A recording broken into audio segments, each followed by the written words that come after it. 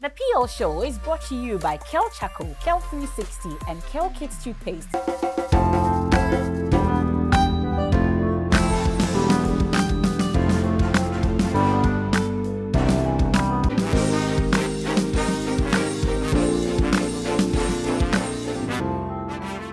Hello and welcome to another episode of the Kel Toothpaste PL Show.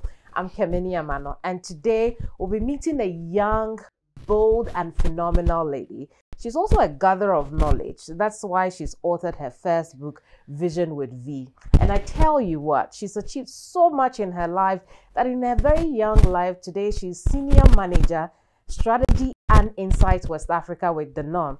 You may not know Danone, but you know Fun Milk. And today we are meeting Norvisi Sokwe in Don. Please come over.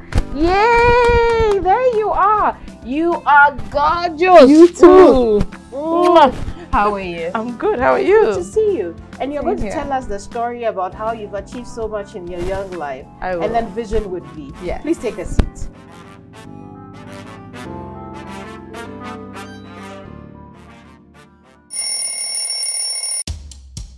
Anti-cavity, gum protection, brighter teeth and fresh breath. I want fat missy way. Repacho Bantama. Matias.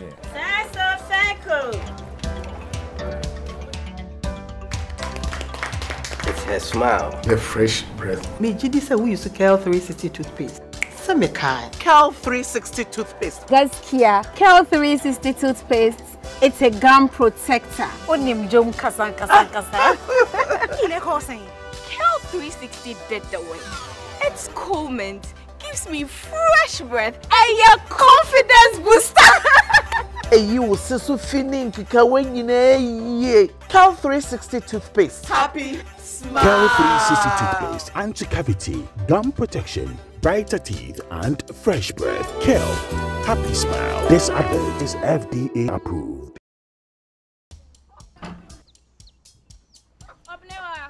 Mommy.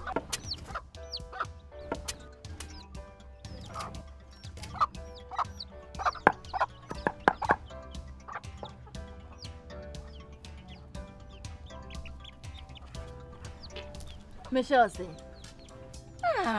fe.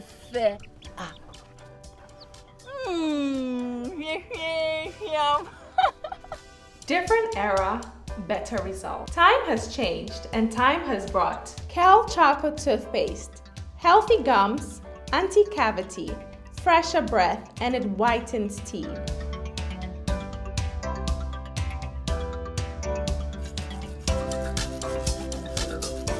Kel Charcoal Toothpaste. Sankofa. Yenchi. Kel chocolate toothpaste. Happy smile. This advert is FDA approved.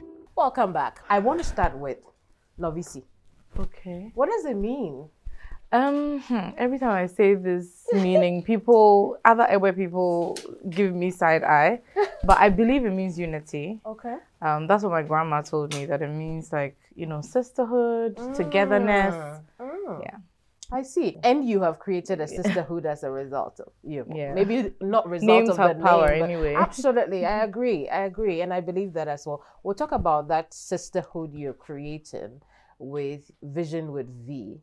But let's start from the very beginning. You mentioned your grandma. She must have been really important to you growing up. Yes, I think so. And it's interesting because my grandma was actually not educated, but she inspires me, right? I used to joke that she's my hero. She passed away about, I think, 2 years ago.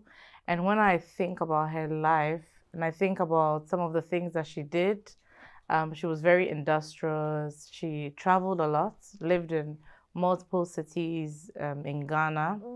I think the most remarkable thing she did, I'm not saying that that's what everyone should do, but she left a toxic marriage at a time when nobody left marriages, right? And I think that that's part of the reason she lived quite long. She lived till she was like mid-90s, and I just really loved everything she stood for. And I think that if she had been educated, she would have achieved a lot more in her life. But yeah, she inspires me. Indeed. How would you say she influence your growing up? She influenced me in the sense that she was just really very caring, very honest, a little too honest to a fault, say whatever she thinks, and very industrious. I think for me that's probably the most important one.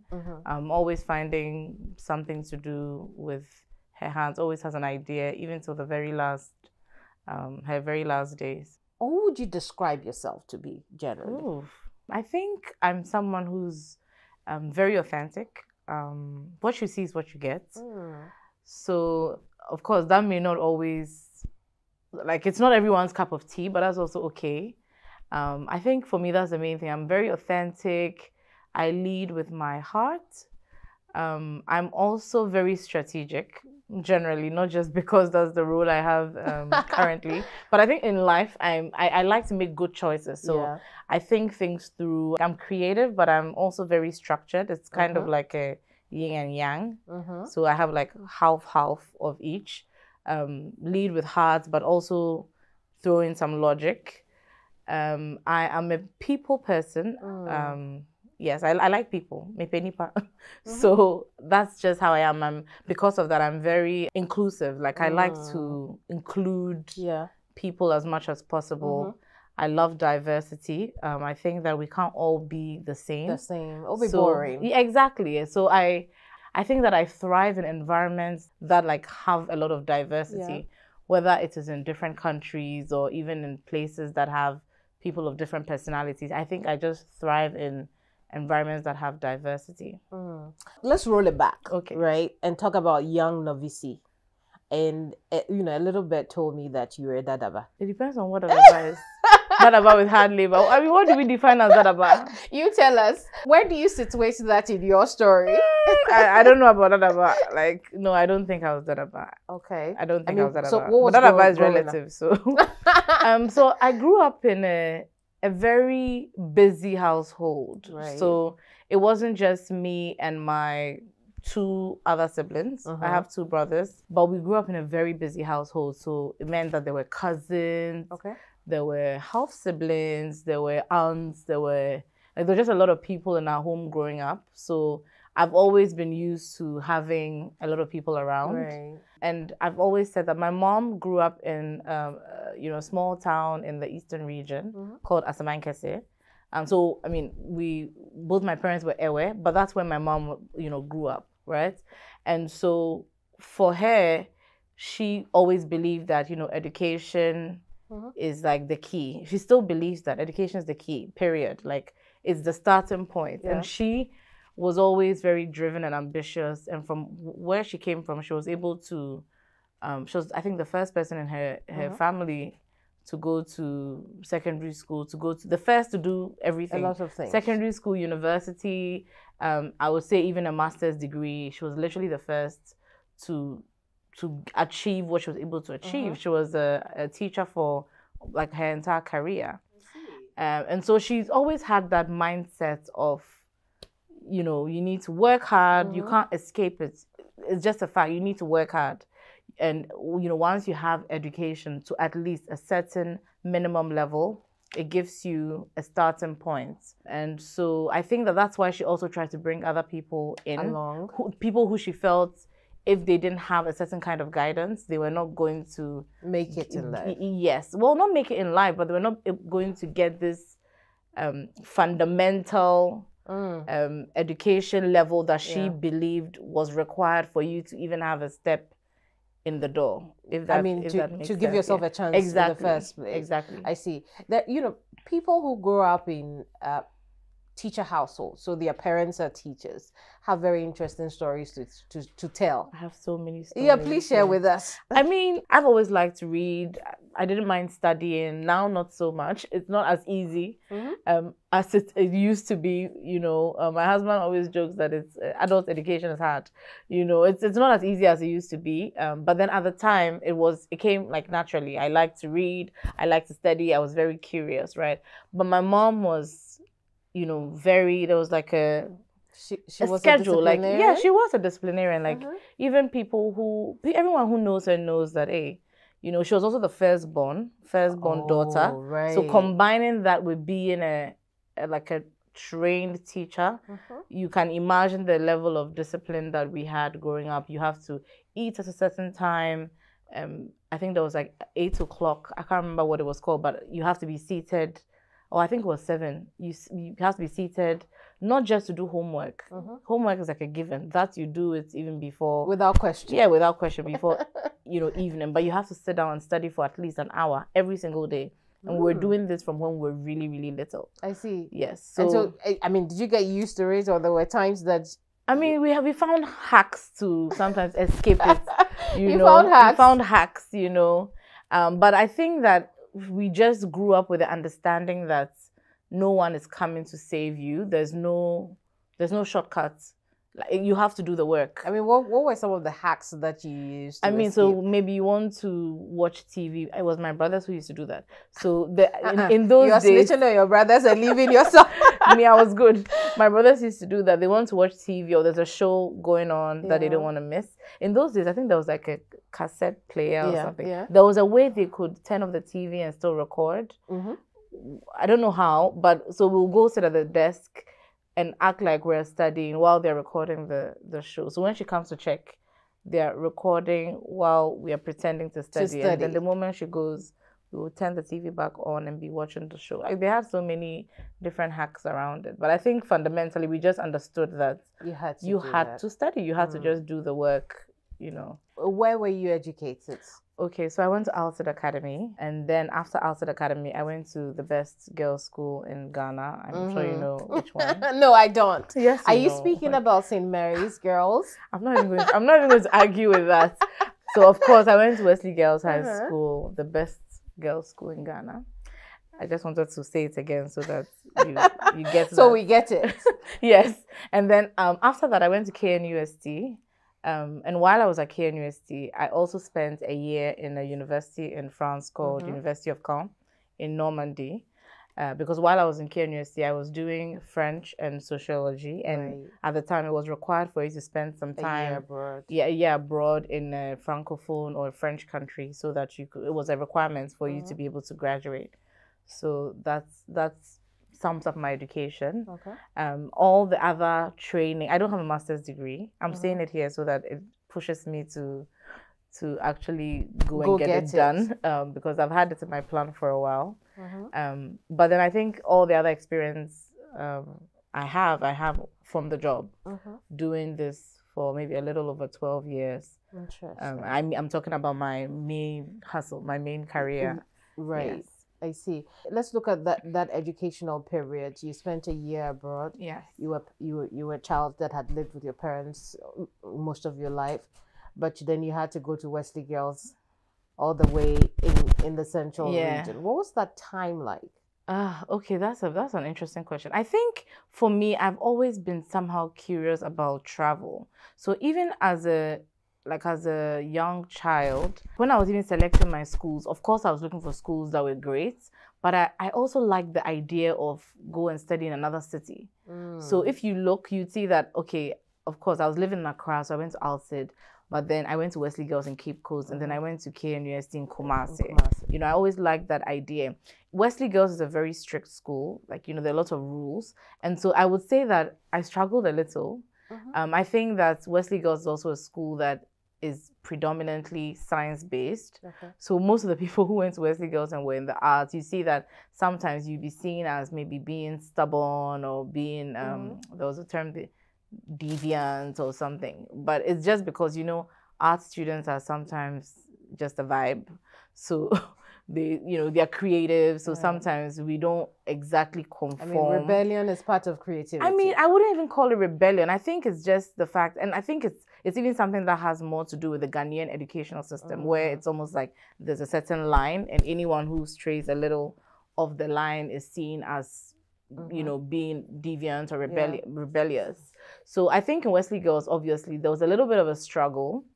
I think I really started to find myself somewhere, maybe getting to the end of the second year. So I was doing things like, reciting poetry, writing poems. I haven't written a poem in I don't even know if I know how to. What was the first one you wrote? Oh, there was this one that I wrote after we had this social studies class about the slave trade. I've lost most of those poems, but I think that one of my old teachers posted it on Facebook recently, and I was like, oh, okay. Yeah, so I learned about the slave trade in class, and after that I wrote a poem. I think that was pretty good. But I think generally I've always had like more of my creative streak. So I used to draw in class, I used to write poetry, and then get into, like I said, like getting to the end of my second year, I started involving myself in things that were more like creative, just to be able to fit into the school, because for my first year it was a bit of a struggle. As a young child, what were you hoping to be or become as an adult, professionally? Professionally, I went through like different phases. I was like hairdresser. Like I think anytime I went somewhere that I saw somebody doing something that was a little fascinating, I'm like, this is what I want to be in future. So I kept changing my mind, and then at some point, I think I had like my family kind of convinced me that upekasa, like you have to be a lawyer, because the combination of you like to read and you're talkative. So you have to be a lawyer. So I kind of just went with that. And so I kept thinking that I wanted to be a lawyer or to go to law school. So my plan was to go, at some point I fell in love with French as well. So my plan was to go do the first degree in French, and then after that try and do the LLB. And then I think I just lost interest. And I just thought, okay, this is not really for me. I'd rather do something else, which was marketing. Would you say you made the right choice? I think for me, I go with the flow. Even though I'm like creative and strategic, I also go with the flow. If anyone had told me that I will end up as in the market research and insights territory, I would have laughed. Like there's no way I would have believed it, because even in university, like even my lecturers would like, what? Like I never did well in like research methods or statistics. I'm not like a naturally mathematically inclined person. Like it doesn't come to me naturally. So everything that I have had to do, like in my work, in terms of quantitative research, which is like a big part of being a market researcher and a consumer insight specialist, is stuff that I've had to learn, like crying, like blood, sweat, and tears, just to be able to get ahead. And now I'm very good at it, but I realized that when I'm doing the other side, which is qualitative research, it comes more naturally. It's like a personality thing, whereas the quantitative stuff is stuff that I have to really apply myself to be able to get by. I see. How about we take a look at your growth in pictures? Here's the Seed to Oak segment.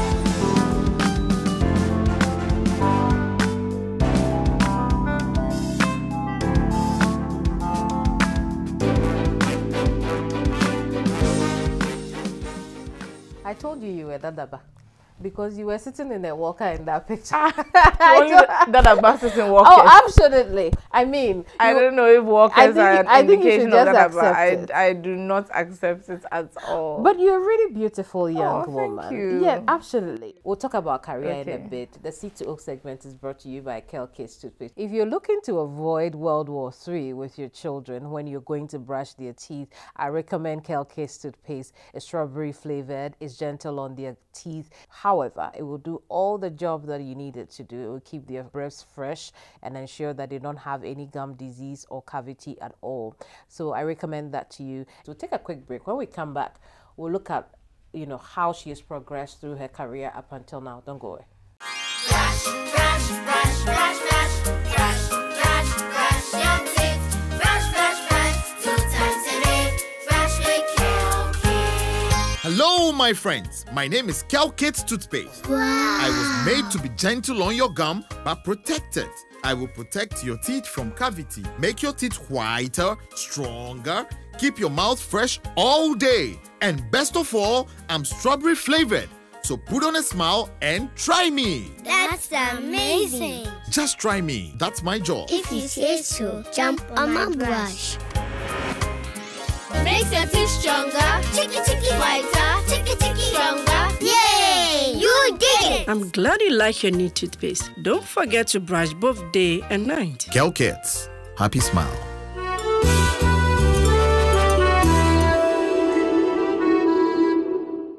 Welcome back. My guest today is Senior Manager Strategy and Insights West Africa at Danone, producers of Fan Milk. Norvisi Sokpa Indong is my guest. What was your first job?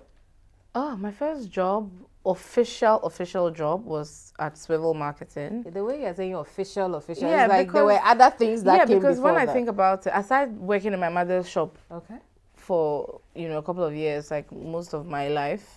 For free. She didn't pay. She paid in shelter and food. I also worked when I was in France, I worked as a tutor in a school. And then while I was in university in KNUST, there was this organization called Echo House. Now they've, transitioned into being a full-blown marketing agency.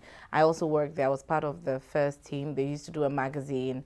And in fact, I think that's where I fell in love with marketing in general. That's why I said, kind of. But my first official job after university was in a below-the-line marketing company called Swivel Marketing. I see. Was it easy? What was that period like for you as a young woman? It was difficult. It was very difficult for a number of reasons. First of all, I went with the mindset that, I want a job, I want to make some money. I think I was earning like maybe 450 cedis, which at the time was, was impressive, We'll be away free school, but like you feel like, okay, this is some good money. The hours were very long. The work was very difficult. Anyone who's worked in events and below the line marketing knows that this is not easy. It's not for the faint of heart. But I think that it also kind of set me up in terms of the mindset for the rest of my career, because since then I've always had the mindset that if something has to be done, it has to be done. Into a first salary, what did you do? My first salary, dear. I used to just enjoy life. I didn't have any real responsibilities. Because I was, living at home. It was just chilling. You see, and this kind of thing, I think initially, but I think by the time I had entered my second job, then I feel like Nyansa street sense kakra. So I started like saving. In fact, I got my first car. At your second job? Just around the time I joined my second job. And that was something I was so proud of, because of the amount of starvation I had to do to save the money. It's something I was always, I still think about that car. It was a Nissan Sentra. I can't remember the year, but it was white. The cars I've owned after, I don't care about those. But that particular car, I feel like it was a real coming of age moment for me. I've done something. I was so proud of it, How long were you at Swivel, and when did you transition into, the second job? Okay, I think it was a little over a year and a half. And I did enjoy working at Swivel, even though sometimes the hours were not so great. But I just wanted more. I realized that at Swivel, because it was below the line, we used to spend a lot of time in brainstorm sessions to try and understand who the consumer was. And we were doing a lot of guesswork. Somehow the guesswork was working, but I just felt like I just needed something more tangible. And I mean, at the time, I didn't even know that much about all the other aspects of marketing, right? But I started doing my research, and then I found out that there was something called market research. Initially, I was like, I don't think I'm interested in, because again, like I told you that when I was in university, I didn't particularly enjoy the research methods and statistics. So the moment I had market research, I was imagining something so boring. But I had a friend who was a headhunter, and he actually convinced me to go for an interview. He had already booked me for the interview, and I had said I wasn't interested. So I went to the interview kind of as a favor. The interview happened to be with the managing director of the company. His name was Sumia Saklani, and we had a really lovely chat. And by the time I left, I was convinced that this is the job for me. Because you don't say. Yeah, because I was just chatting with him, and I remember he was just looking at me, and then he said, "You'll be a very good quali." And this is an interview, and I asked him, "What's quali?" And then he took his time. He didn't act like how can you come to an interview and you don't even know the terms? Yeah, so he then said, well, he explained what a qualitative researcher was and what a quantitative researcher was. And he said he thinks that I will be a natural quali. And he was actually right. So when I joined the company, I joined the qualitative team, like I said, it came naturally, you know, because I'm a people person. So which company was this? Yes, so I joined a company called, at the time it was called Millward Brown. It was a very well-known market research, global market research company. And now it's merged with another company and it's called Kantar. And so I joined that company. I was working in the qualitative team. And I always say that, I would say that that was one of the best jobs I had. Like I really enjoyed the work. I enjoyed, and I went there as a junior researcher, starting from scratch, right? Even though I would say that at the time I had almost 2 years of experience in marketing, because I had never worked in research. They said, you know what, just start as a junior. And I think was it an easy decision to come to, the fact that, or the money was better? So first of all, the money was better. So at the time I was like, I needed the money. But then it was an easy decision to come to, because you know I said earlier that I'm someone who, even though I can be spontaneous, I'm very structured and calculated about the way I make decisions. I don't want to jinx it, but I rarely make poor choices. But I don't want to say it loudly, just lest the Abonsamfo hear it. Right. So I had kind of thought through it, and also, like I said, even though Swivel was a good place to learn, I have to be honest and say that the culture was not always great. It could be a bit toxic, the hours, you know. So I just wanted some growth outside of that. And then most importantly too, I had studied French, but I wasn't using my French in Swivel. So I had decided that whatever job I take next, if it doesn't have, it was kind of like a checklist. If it doesn't have, of course, it has to be in an aspect of marketing. Ideally, it should also cover multiple countries. But if it didn't have French, if it didn't allow me to use my French, I wasn't taking that job. And I really think that that was one of the best decisions I made, because going to Millward Brown, I got to use my French. I think that that's even what helped me, my French, to get better. And that's what has opened a lot of opportunities for me. How's the French today? I mean, it's not bad. Like I've lived in, apart from living in France, I've also lived in Senegal and in Ivory Coast. So, and I've worked extensively in the Francophone region. So I think that that's actually what made my French get better. How long were you at this new job? I was there for almost 3 years as well. Okay. Yeah. Is that when you worked in Senegal and Ivory Coast? No, so I worked there for almost 3 years, and then again, I think, when you're young, you're in your 20s, you want to grow fast, typical millennial style. 3 years even seems like an eternity. It's a long time, right? So I, at some point, decided that I wanted to go and live in a French country. Like I said, I'm very curious about cultures. I like to really understand people, and I love like very different experiences. So while I was in Millward Brown, I had been working a lot in the Francophone region. So I had been to Senegal before, I had been to Ivory Coast, Cameroon, I'd been to a lot of countries in sub-Saharan Africa. And there was just something about Senegal. It was very different from the rest of West Africa. So when I was thinking of a place that I wanted to move to, Senegal was actually on my list. Top of the list. So it wasn't accidental. It wasn't that I was just there one day and someone just said, oh, come to Senegal. Yes, that did happen, but I think it made that decision easier because I already had it in my plan. So then I started looking out for those opportunities. I started talking to people. So you moved to Senegal? Yes, I did. Like you packed bags and left? Yes. What did your parents say? I think my mom, she tries to be very supportive. I think my mom has a very good balance. She does it well. Initially, she would say, hey, Senegal. But I think because she understands that I'm, very ambitious, I want to grow, it kind of also grows on her. And then she's like, yeah, sure, why not? So let's talk about your time in Senegal. When you arrived in Senegal, what was the feeling like? Okay, so I had already been to Senegal before. And I remember the day I arrived. Because you knew you were not going back. Yeah, I knew I wasn't going back. I had packed my bags. I even arrived there without money. Like now when I look back, I'm like, You mean you went to Senegal without money? Yeah, because you know the company. Luckily, I went with a company that also had some good money, and you know, so they handled all the relocation. But the way I handled, like, I just kind of arrived, and then they kind of handled everything for me. I was now, in hindsight, I was very naive about a lot of things, but it was also quite an adventure. The role, I think it was market research supervisor for Sub-Saharan Africa. In hindsight, I don't even think I was ready for that role. Like now that I'm older and wiser, I'm like that. I think that that role was quite a stretch, and so obviously I made a lot of mistakes in that role. But I think going to Senegal was also one of the best things I could have done for my career and even my mindset, because that period was really a coming of age it was moment for me. Formative for you. It was very formative because this was like mid-20s. You have all the freedom and you have the money to go with the freedom, right? Like I said, I was earning like 450 cedis, so and then in like a period of like less than 3 years, you go to earning like way more than that. So I had to even learn how to manage my finances, something that I was clueless about. That's when I really developed my own principles, like because you know, first you're living with your parents, so when you are doing good, it's even because you know that your parents will be upset if you do this thing.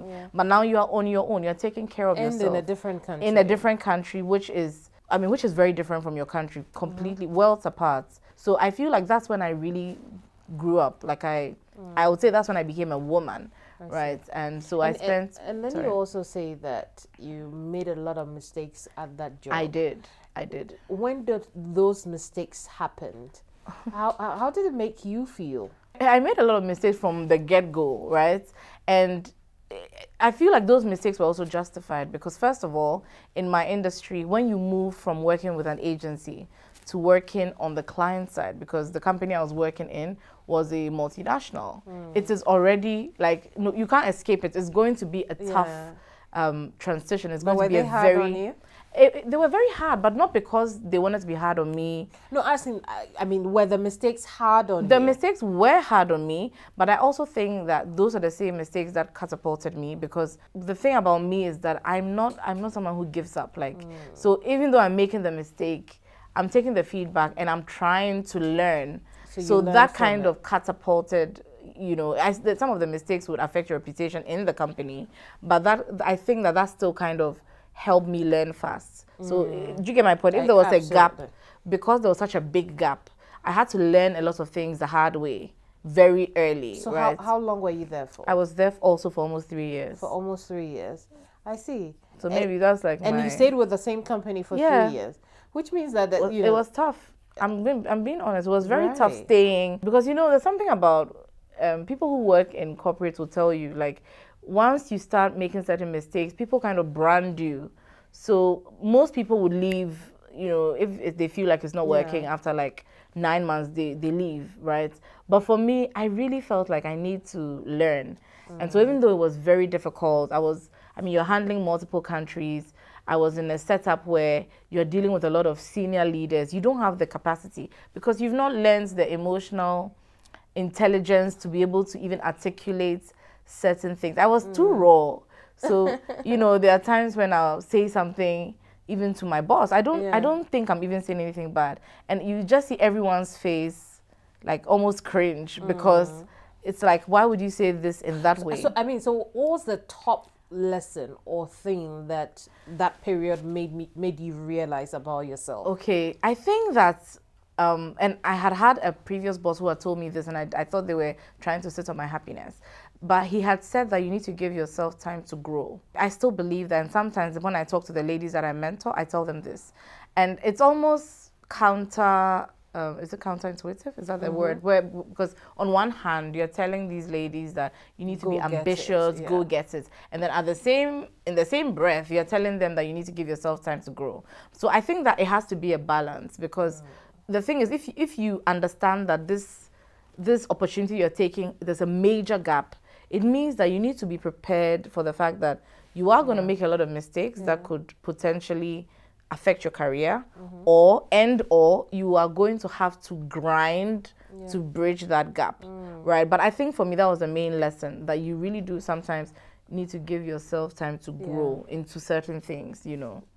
Indeed. So when did Ivory Coast come in? Okay, so Ivory Coast was after Senegal. You didn't come back home? I did, briefly. I came back home briefly. My plan was to come home, come spend time with my family. Because, you know, living abroad, people think that it's very glamorous. And it has its glamorous sides, but it also has its really difficult sides because you're away from family. It can affect your mental health. And for me, it did. People don't tell those stories People don't believe you when you even say it, because at the time I used to say it a lot, that it's not easy. I want to come home. I miss my family. I miss this. And they'll just say, hey, well, the way you're ungrateful, you know, because for them you are in this multinational, you're earning a lot, you're traveling around the world. So what could possibly be wrong? And so when I made the decision to come home, my plan was to just stay home and find a job. And, you know, it was taking a while for me to find the right job. And a previous contact I had worked with while I was in Philip Morris in Senegal just reached out and said, oh, you know, we just remembered that you just left Senegal. There's this role in Nielsen, which is also in that industry in Ivory Coast. And also, they sold me the role because they said, you know, it's also next door to Ghana. So if you're going home because you miss family, this is just going to be like, well, 40 minutes. Easier. It's a driving distance, which I used to drive. And yeah, so they kind of sold me the role. And then there were also some extracurricular reasons why I wanted to go to Ivory Coast. So I feel like, I thought, why not? I don't have anything to lose. The lessons that you had learned from Senegal, do you think that it made you a better person in Ivory Coast? Did it make it easier? I think so, but I think I also learned about myself, because I only stayed in Ivory Coast for 6 months. So I went there, and then I quickly, I think from the very first week, I realized that this is probably not the right fit for where I want to go career-wise. So again, when you move your life, it's not that simple moving back. It's not easy to undo it because you've rented a home, you know. So it took me 6 months to just make the decision that I have to go back home. And you know, what had happened too was that when I first moved back to Ghana, I had already been talking to Danone fan milk even before I left Philip Morris. But they were going through a transition, and so it was taking them time to, you know, make the decision, which is why I decided to go to Ivory Coast. So I learned a lot from Ivory Coast, but after 6 months, even the logistics of having to go in and out, and there were just some things that were not working logistically. So I decided to move back home. And then when I moved back home, Danone said, you know, the role is still open if you want it. And so I went to join Danone for the first time. I think so. It was made for you. I told you, she's achieved so much in her young life. Look at the experience she shared with us already. This is 360.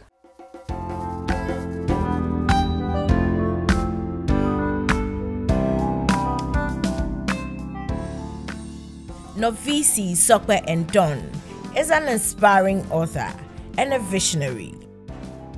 She is the creator of the transformative goal-setting journal, Vision with V, specifically designed to empower and motivate African women to realize their dreams.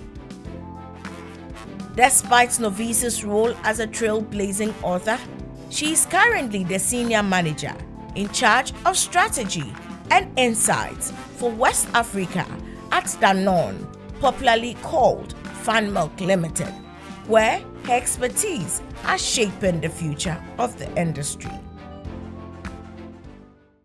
I know you liked what you saw. Norvisi Sokwe Ndon is a phenomenal lady today. Kel 360 toothpaste makes that video possible. If you're looking for something suitable for the entire family, which will give your family all-round dental protection throughout the day, try Kel 360 toothpaste. It would protect the gum from decaying, prevent cavity, and then also brighten your teeth as well. We're still here with Norvisi. Norvisi has been sharing her story with us. Your career has come a really long way from 450 cedis. But today, here you are, right? Telling such an inspiring story for young people. Let's talk about Vision with V. When did that also begin? That began last year. I just got the idea. I mean, I feel like the ideas were in bits and pieces, and then I just kind of put everything together. I've always been a supporter of women. Like I said, I lead authentically. I'm very genuine about it. I don't believe that women are their worst enemies. And so I've always like championed things that are related to women. And even when I was in Twitter, I was actually one of the leads. Oh, you worked at Twitter too? Yes, I did. So, I mean, at what point did you do all of that? Yes. So I was in Fan Milk for Danone for almost 3 years. And then I went to work at Twitter for a year. As in you left Danone? Yes, I did. Okay. I did. I left Danone, I went to work at Twitter for a year. And then when the whole issue happened with, closing most of the offices globally, Fan Milk asked me to just come back home. And I said, why not? Fan Milk must really love you. Well, I think so. I think so. I see. What's a typical day like for senior manager strategy? Well, I feel like every day is different because the whole idea of being, working in strategy and insights is that you help solve certain business problems. So it depends on the problem, right? But I collaborate a lot with different teams. I work with people in marketing. I collaborate with people in sales. I collaborate with people in R&I, which is our research and innovations team. I collaborate with some teams even that are based in Paris. Every day is different. But I think the bottom line is that my job is to answer or help solve certain business problems by using consumer and market insights. I see. And so when did Vision with V, your book, come in? And I'm just gonna grab the book while you tell us about it. It looks very, very beautiful. Thank you. A lot must have gone into this design. Of work. There are a lot of work. But so, like I said, it was a combination of different things. And then at some point, I decided to just put it all together. I had always had the plan of one day writing a book about women's stories. So there was that. And then when I went to Senegal, I started journaling a lot. So sometime last year, I was thinking of, maybe conducting some kind of a session for women to come and set goals and just kind of discuss the challenges that they are facing in their corporate careers. And so while I was planning that, I thought that, it would be great to design like a notebook that they would use. So as I started thinking, okay, what would be like the ideal type of notebook that they could use or journal that they could use, I started putting all of these ideas together. I started thinking of my career and the challenges that I faced in my career, the things that I wished that, someone had told me, right? Or the guidance I wish that I had had when I had started my career as a young woman. And then it just kind of clicked to me that actually the book is the product. And so I structured it. I looked for designers. I described what I wanted. I gave them sleepless nights because I like things to be done properly. And so I worked on this for a couple of months. And then once I had the design, that wasn't all. I had to now think of how to produce the kind of quality that I want, right? And then, and so on and so forth. And once the book was also done, you check samples, you then do shipping, and then I realized, oh, now I have to market it. So then I had to sit down and think of what kind of, what kind of message that I want to pass. And then I also worked, it wasn't all me, to be honest. I worked with other smaller agencies. For example, I worked with this female-led small marketing agency called Monday Design Co. They were phenomenal. They helped me, strategize on my campaigns. And then I worked with a few other people here and there on packaging. And it looks amazing. This is not your regular journal. I mean, this is the kind of journal that you want to pick up and write something in. I love this book. I haven't even been through all of it, and I love it already. I love it too, and that's the funny thing. Even though I created it, I use it as well. So sometimes I can read something, I'm like, wow, that's so insightful. And then I remember that, oh, actually I actually wrote it, or to be fair, this is your product. This is my product. But to be fair, I can't take all the credit because, like I said, the stories are from 14 women, including myself, but there are 13 other women in the book. And I wanted to make sure that the stories were in their voice.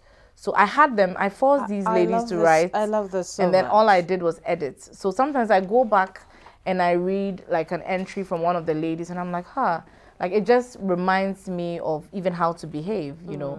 Every single story has something to learn.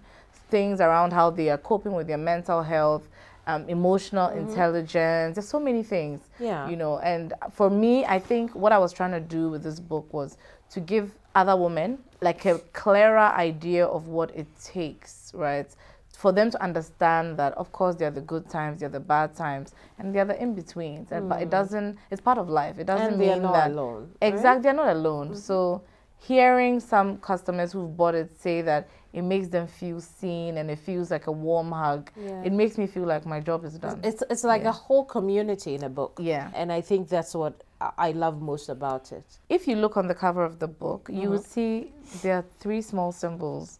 They're Idinkra symbols. So the whole book is actually themed on Idinkra symbols. Absolutely. I think for me, that's also one of the most interesting things about this book, that we have Idinkra symbols, the meaning, literally the figurative meaning, but we've also done some research and tried to add a bit of like a modern twist, because even though Idinkra is like ancient wisdom, I think it still applies today. So each of the women we selected, they are like matched somehow to each Idinkra symbol. Yeah. Fantastic. So where will people go to find this? Okay, so far we have a link in our social media, both my personal social media, which is public, at Norvisi, but also the book's social media, which is at Vision with V Africa. We've got the link in bio. Or for those who think it's complicated, they can really just DM us. We are working to try and put it on shelves of regular bookstores, but so far our method is actually the most efficient. We're working with another woman-led business called VDL, and they handle the deliveries. So it's pretty easy. You click to order. It doesn't take more than 20 seconds. And then once done, they will deliver it to you. We'll see, you know, how the packaging is like when you pick up this book. From the shelves. The Phenomenal Lady Show is brought to you by the Kel Charcoal Toothpaste. If you're looking for premium toothpaste, affordable yet really good for you and your family, try Kel Charcoal Toothpaste. It's an amazing brand. It has activated charcoal in its most important ingredient here, which will ensure that it takes out the toxins in your mouth and then also ensure that you do not have any gum disease, keeping your teeth white as well. Everybody wants that flashy smile, right? So go get Kel Charcoal Toothpaste. It's FDA approved. You're still here on the Kel Toothpaste PL show. My guest, Norvisi Sokwe in Dawn. We've been talking about her beautiful book in the last few minutes. Let's see the packaging first. Is this what it looks like when we... Yeah, when you order, you will get it like this. Oh. It's like a... I don't know if it's a bag or a box. Really it's nice both. bag box. Thank you. So it comes like this. Box in a bag. And wrapped in there and then wrapped in there with an Idinkra printed gifting paper. So each box also comes with a quote from the book. This one is actually one of my quotes, but there are 14 women in the book. So you would randomly get a quote from one of the stories of the woman, and it's also quite inspiring.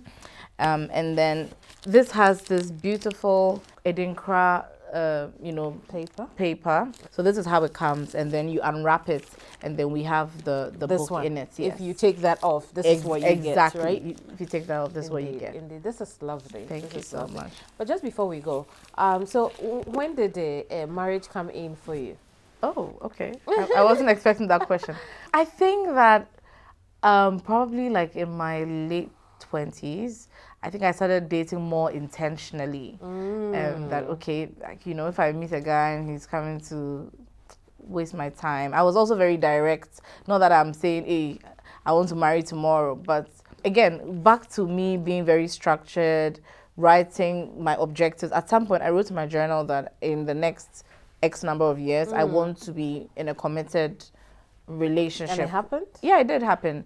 Because again, when I write the goal... The power of journaling. Yeah, I write the goal. I also have certain things that I will do or not do to make sure that that goal happens. So if I meet somebody and I start asking them about their future plans in terms of settling down and they start telling me stories, it's okay, but peace out. That was kind of my... Yeah, not for me, because I was clear that I wanted to, you know, find a partner that I could do things with. And so I met my husband, I think when I moved back. my husband is Nigerian, by the way. I like how that is making you because I wasn't happy. expecting this question, actually. So I met my husband when I moved back initially, and he hates it when I say the story. He's tired of hearing the story. But I actually felt like, okay, he's not serious.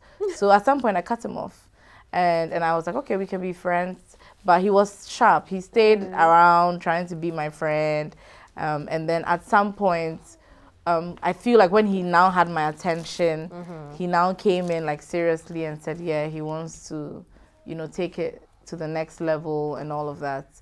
And then that's kind of how it happened. So we've been married for 2 years. Crazy. Oh, fantastic. Yeah. Well, then we're happy to hear, and we're happy you're happy, because the question just lit you up in a different way. Yeah.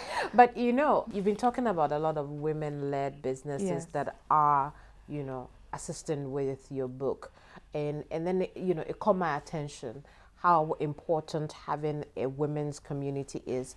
But you know, I want you to put that in words, how important it's been for you. And the reason I'm asking that is because a lot of women feel they need to go alone.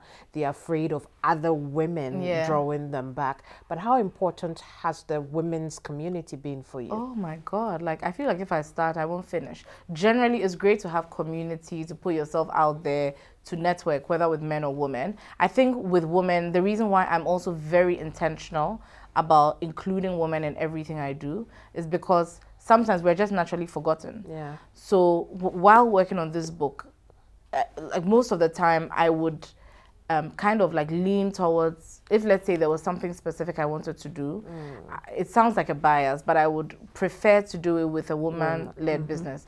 Or coincidentally, when I start asking in the industry, when I was looking for even the company that handles the delivery, this was the one I found, and it just happens that they're a woman-led business.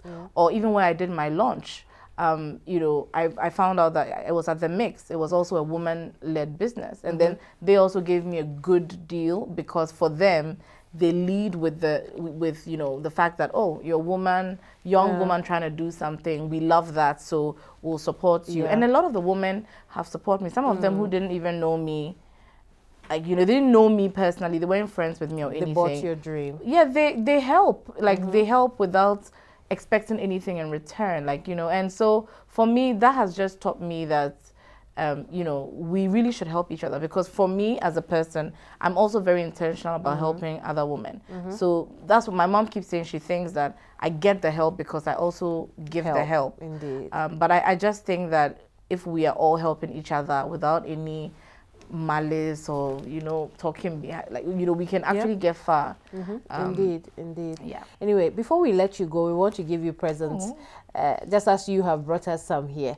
This is from our sponsors, Samara Company Limited. They're producers of the Kel toothpaste brands, Kel Charcoal, Kel 360, and I think there's Kel Kits somewhere there. But that's not all. We've also got the beautiful peel stool, our symbolic stool. We usually give absolutely, please, thank you. This is just a symbol of your hard work. I love it. You know, and where you are today, being the queen that you are.